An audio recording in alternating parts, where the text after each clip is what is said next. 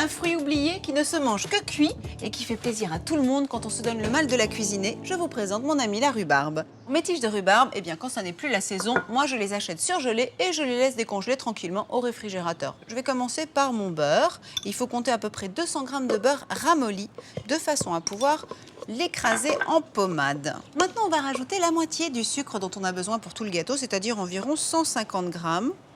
Et on mélange de nouveau. Comme vous le savez sans doute, la pâtisserie est une science exacte. C'est quasiment de la chimie. Donc, il est très important d'avoir un beurre ramolli et non pas fondu. Donc, ne cédez pas à la tentation de faire fondre votre beurre au micro-ondes. Ça ne rendrait pas du tout de la même façon. Maintenant, je vais rajouter les œufs. Très facile, les œufs entiers directement dans la pâte. On va en mettre 4. Ça vaut toutes les salles de gym du monde.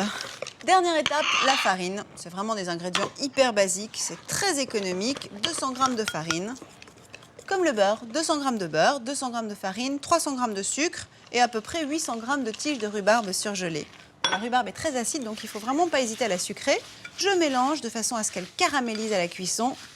Je n'ai plus qu'à beurrer le moule, verser la pâte dans le fond du moule, la rhubarbe sur le dessus, comme ça la pâte va s'imprégner littéralement du jus de la rhubarbe pendant la cuisson.